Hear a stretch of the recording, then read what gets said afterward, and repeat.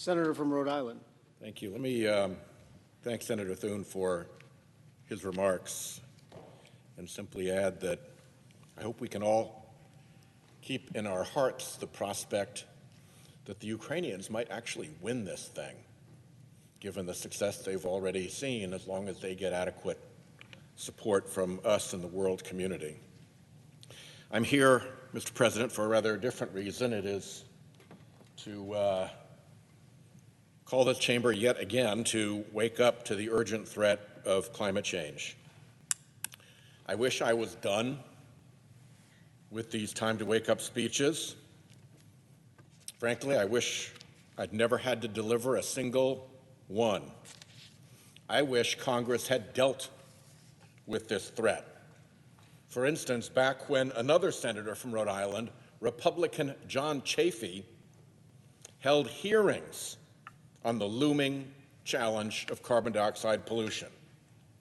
I wish we dealt with it when the House, under Speaker Pelosi, passed the Waxman-Markey climate change bill, only for Majority Leader Harry Reid and President Barack Obama to kill it in a Democratic Senate with a filibuster-proof majority. And I wish the Citizens United decision hadn't allowed the fossil fuel industry to capture the Republican Party and kill the bipartisanship on climate that existed before that decision in this chamber. In my church growing up, there was a prayer about things we have left undone that we ought to have done. In that spirit, here is a graphic on carbon emissions we prepared in conjunction with the Biden White House that charts out where we are on this problem. Green, this line here, is carbon emissions business as usual. If we keep kowtowing to the fossil fuel industry here and don't take serious climate action. Orange, this line, with quite significant emission savings, is the Finance Committee's climate tax package. That's the effect just of that climate tax package if it comes into law. Down here is a clean electricity standard. If you could put into law a national U.S. clean electricity standard, you could reduce emissions to this gray line. And if you were to combine the two, if you were to combine the Finance Committee tax package and the clean electricity standard, you push emissions down to this yellow line. Look at the blue line. This upper blue line is the carbon savings from a modest price on carbon, one that we've discussed and negotiated with the White House. $15 per ton in 2023, rising to $70 per ton in 2032. Look at how powerful the emissions effect is of that single intervention. And this lowest one that reduces emissions the most, this is the safety pathway. This dark blue emissions line is all of those policies together. That's what they add up to. That's what we could be doing. We could be creating a pathway to safety, and as these emissions results show, a carbon price is the key policy to hit the 50% emissions reduction target we have and to get on a pathway to safety. Well, that's not happening right now.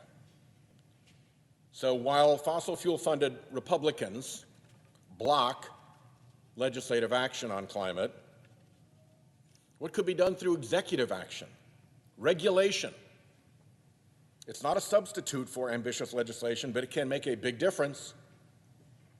The EPA has more or less restored Obama-era fuel economy and greenhouse gas emission standards for cars and light trucks. It has a proposal to regulate methane leakage from oil and gas facilities. It restored an Obama-era rule limiting mercury and other toxic air pollutants from coal-fired power plants. That's all good. But it's a return to the pre-Trump polluter status quo. Not progress, not new progress. Here's what EPA could still do. Start with regulations for big, easily identified sources of greenhouse gases. Not just coal-fired power plants, but point sources, including in the industrial sector, which generates more than a fifth of total greenhouse gas emissions. We need a multi-pronged regulatory approach targeting all major classes of point sources. We need stronger rules for mercury, coal ash, soot, and other pollutants. Public health demands this, and it's even more urgent in light of climate change. EPA can update the cross-state air pollution rule and tighten national ambient air quality standards. And we need greenhouse gas emission standards for heavy-duty vehicles and for aviation. Focusing just on light-duty vehicles won't cut it. Over at the Office of Management and Budget, they could finish an updated social cost of carbon and issue guidance requiring its use throughout agency decision-making. This is a big one. The social cost of carbon calculates the long-term damage from carbon pollution, and it should figure in permitting, leasing, grant-making, investments, international development assistance, trade agreements, procurement. A Trump judge, likely installed on the federal bench using fossil fuel dark money, just blocked the Obama-era social cost of carbon. While that's litigated, the administration is correctly pausing leases, permits, and other action for greenhouse gas emitters. At the Department of Interior, stop doling out leases to big polluters. The president promised to end new fossil fuel leases on public lands and waters, so pause them while the social cost of carbon is litigated, and review them all to make sure that taxpayers are paid royalties that reflect the actual cost of fossil fuel production and combustion. At the Department of Energy, update energy efficiency standards for light bulbs, washing machines, dryers, dishwashers, all the electric appliances and products we use every day. There's low-hanging fruit there. I hear many of these rules are nearly ready, but held up in bureaucratic delay. Get a move on. Department of Energy should also, along with EPA and the Department of Agriculture, update the renewable fuel standards to ensure that renewable fuels actually generate considerable emissions reductions. Here's another simple one. Federal procurement. Update federal acquisition regulations so agencies price in the cost of emissions when they're buying products. Do that, and maybe we wouldn't wind up purchasing Postal Service delivery trucks with internal combustion engines no more efficient than their decades-old predecessors. Heck, we might even wind up with clean, high-performing electric postal trucks. There's more to this regulatory list, but let me leave it there. With legislation and regulation, Mr. President, ought to come litigation. Litigation. There are states, cities, counties across the country that have filed lawsuits against the fossil fuel industry based on local harm suffered as a result of climate change. And there's precedent for those at the federal level. In 1999, the Justice Department filed a civil lawsuit against big tobacco and its front groups, charging that they, and I'm quoting the complaint here, they engaged in and executed and continue to engage in and execute a massive 50-year scheme to defraud the public. End quote. That's the language in the Department of Justice complaint. Well, it went to trial, and a few years later, U.S. District Judge Gladys Kessler agreed. She found that the tobacco industry had, and I'm quoting her here, coordinated significant aspects of their public relations, scientific, legal, and marketing activity in furtherance of a shared objective to maximize industry profits by preserving and expanding the market for cigarettes through a scheme to deceive the public. That's the language in the decision, a scheme to deceive. So here's a useful exercise. Pop out the word cigarettes in that decision and drop in fossil fuel. Judge Kessler's finding in the tobacco case describes exactly what the fossil fuel industry has perpetrated. Coordinated, significant aspects of their public relations, scientific, legal, and marketing activity in furtherance of a shared objective to maximize industry profits by preserving and expanding the market for fossil fuels through a scheme to deceive the public. Nothing prevents the Department of Justice from at least investigating whether to follow its own successful blueprint. Yet nothing has been done.